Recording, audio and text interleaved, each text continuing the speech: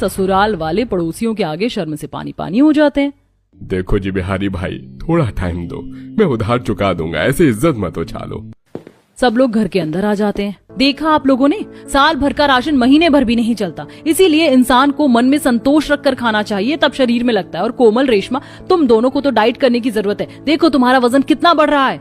इस बार पूरा ससुराल बहू की सलाह पर गौर करता है और अब सबके हिसाब से लिमिट में राशन बनता है, जिससे राशन ज्यादा चलता है और वहीं सब लोग सेहतमंद रहते हैं।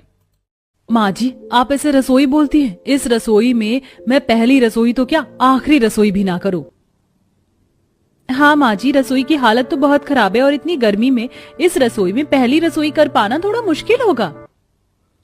तू तो रहने ही दे छोटी बहू, तेरे घर में तो रसोई भी नहीं थी, एक कमरे में ही खाना और सोना था, और तुम मेरी रसोई में कमी निकाल रही हो। और बड़ी बहू, मैं जानती हूँ रसोई की हालत बहुत खराब है, पर पहले सिर्फ हम 3 माँ बेटे थे, इसलिए मैं अपने कमरे के बाहर बैठकर खाना बना लेती थी, पर अब तो तू आ गई है, तुझसे तो बाहर नहीं बनवा सकती ना खाना। माफ करना माँ जी, पर मैं इतनी गंदी रसोई में काम नहीं कर सकती। मैं अपने कमरे की बालकनी में खाना बनाऊंगी और इस रसोई में तभी कदम रखूंगी जब इस रसोई की मरम्मत होगी। ठीक है बहू, अगर तू कहती है तो मैं कल से ही इस रसोई का काम शुरू करवा देती हूँ। मेरी बहू की बातें सर आंखों पर।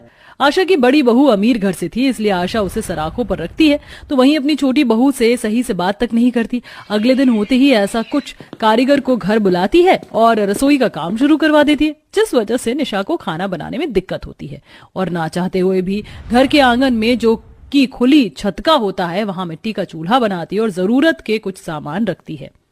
आंगन काफी बड़ा है, थोड़ी सी जगह में मेरी रसोई भी बन जाएगी और मैं काम भी कर लूंगी। अच्छा किया जो बिना मेरे कुछ बोले तूने आंगन में अपना चूल्हा जमा लिया, वरना तुझे घर के बाहर मैं भेज देती। एक बार मैं अपनी बड़ी बहू की